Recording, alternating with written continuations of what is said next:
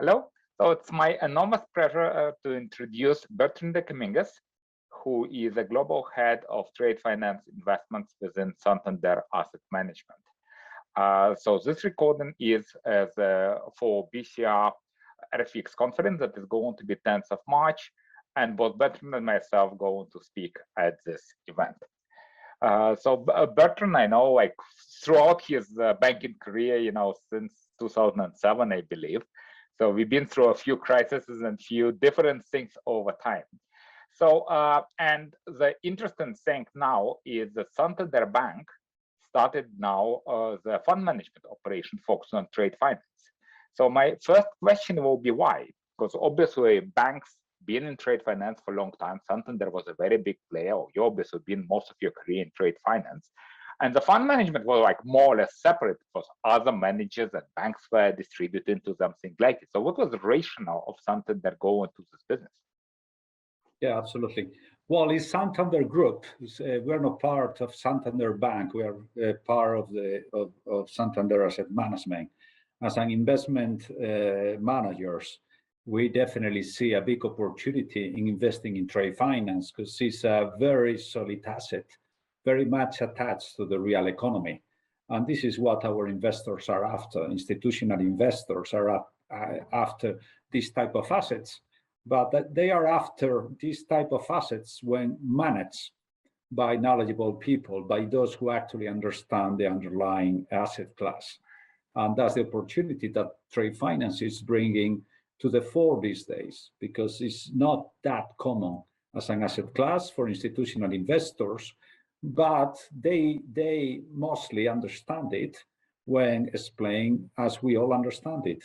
That is not always the case, I must say. And what will be your investment strategy now? So what do you invest and what you don't invest, and how do you manage the fund today? Yeah, absolutely. Well, as you know, there are lots of opportunistic funds out there. That's the reality. Funds investing in Africa, funds investing in very complex structured trade finance solutions. Our philosophy is much simpler. The big trade finance bank of assets are being funded by the top global banks around the world for the top global leading corporates in every single industry and segment. These are the assets we are after.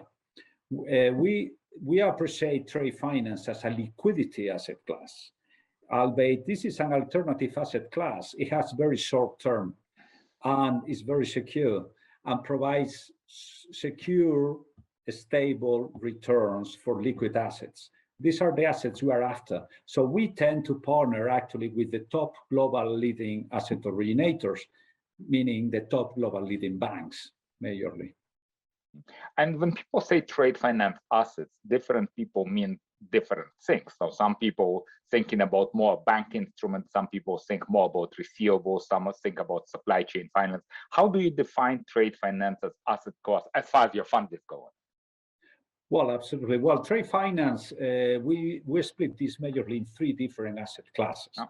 This is contrary to the industry perception. This is contrary to what many people talk about trade finance as an asset class. In our view, there are three very distinct type of asset classes within trade finance. Number one, you have the traditional trade finance solutions. This is majorly financial institutional risk, and these are letters of credit, guarantees, or standby LCs in the United States. Secondly, you have what we call open account solutions. This is majorly receivables-driven solutions. On this, you will put receivables finance solutions. Majorly, we invest in global programs for the top global leading corporates, or supply chain finance, or confirmed receivables by a buyer that is known as supply chain finance or reverse factoring. The third family will be structured lending. And in trade finance, structured lending can get as complex as you can guess in reality, because there are very complex structures out there in the market to finance commodity flows in Africa, in South America, and multiple other places. You have pre-export finance, payments, post-import finance, and multiple other solutions that can get as complex as you can. So we actually split this in 3 different families of 3 different asset classes. And majorly, we are focusing at this stage on the open account solutions. Why? Because they are majorly we are participating in the programs of the big top banks that move billions or hundreds of millions of assets every 30, 60, or 90 days. We take pro rata participations, they provide liquidity, and if you work with the right partner, they are majorly well structured, and those are the assets we're after. And one of the questions that is asked often is what role the insurance play in the structures, because some people use various structures provided support from insurance market. How much you have experience in your fund dealing with this structure, and what do you think are the core criteria of how it needs to be used correctly to provide value, not to create, some type of problems? Well, all our program managers have extensive experience in trade finance. We've been working for the top leading structuring banks around the world. And we indeed invest in receivables finance that in some occasions are covered by a proper wrap with a trade credit insurer. But these are with the top leading trade credit insurance. We review every policy. We review as well legal opinions on the actual treatment under Basel III, Basel IV for those policies. And we take comfort as well on our leading partner.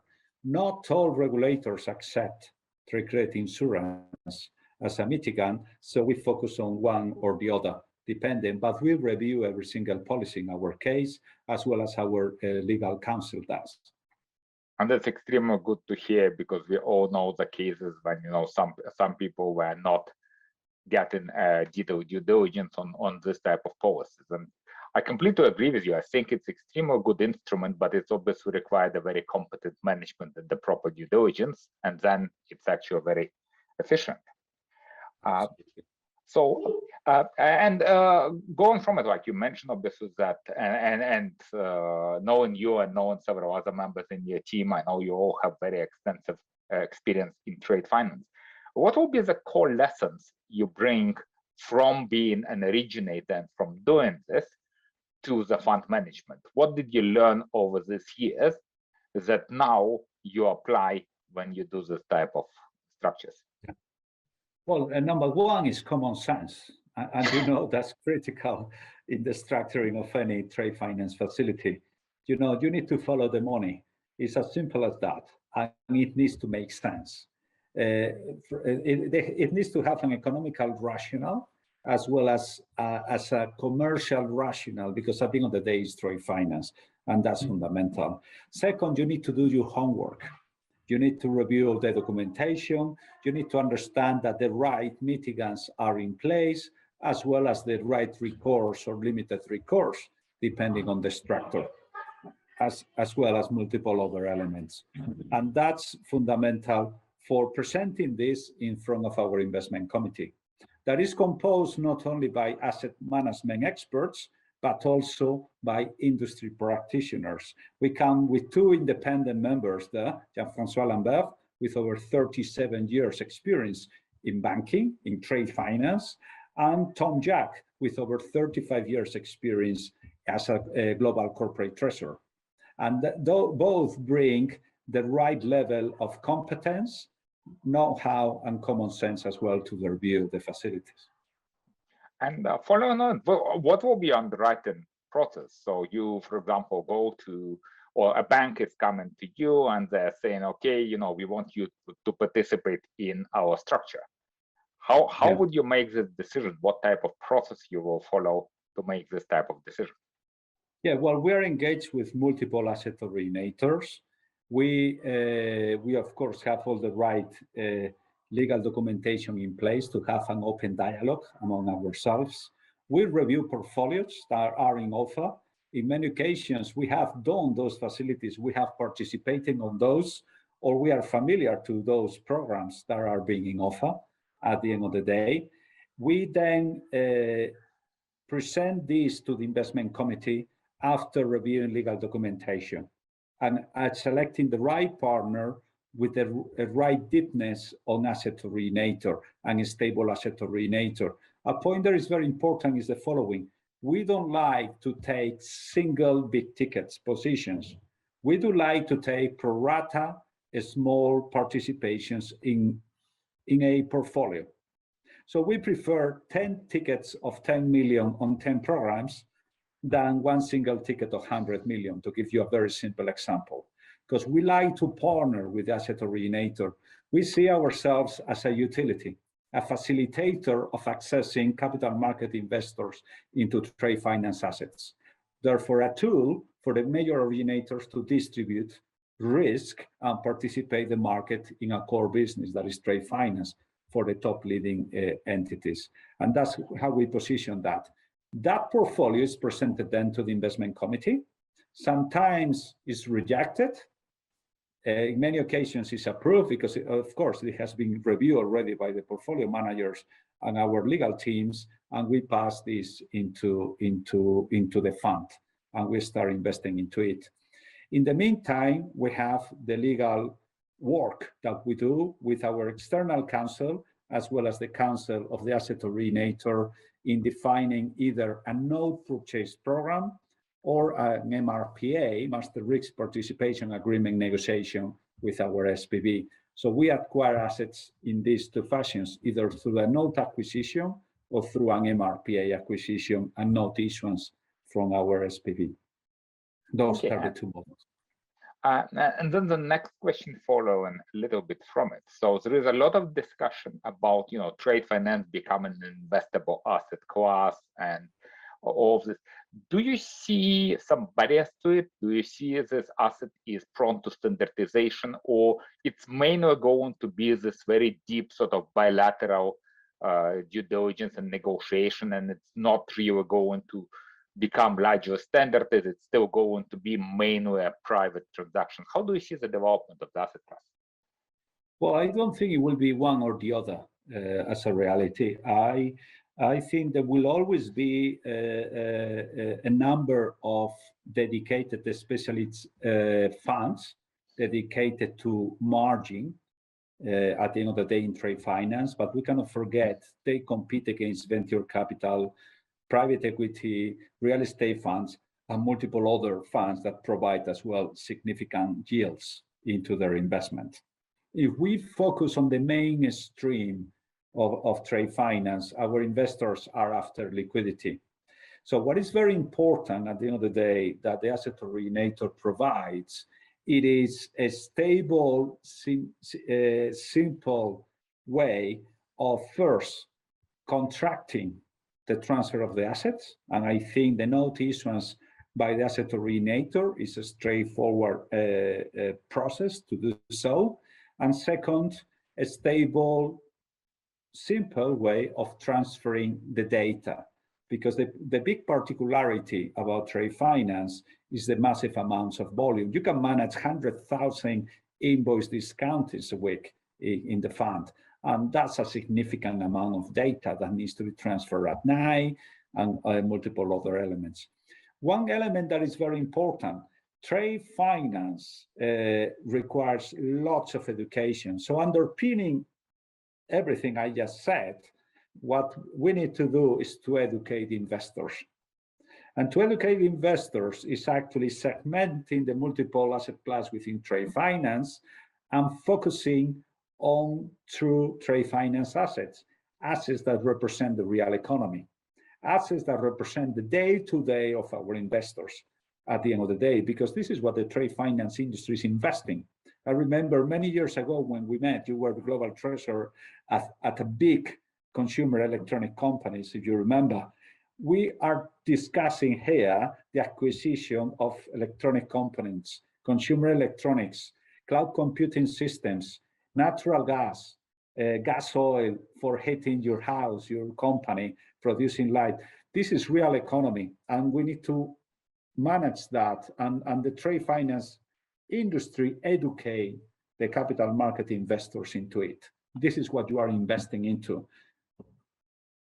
And again, following from it a little bit, like being within your overall asset management, how would you present the trade finance fund, what you do, versus other asset classes, from a return point of view, from risk point of view, from others? So if I'm an investor and I'm thinking, do I want to invest in, high yield bonds, or do I want to invest in trade finance, or do I want to invest in mortgage-backed assets?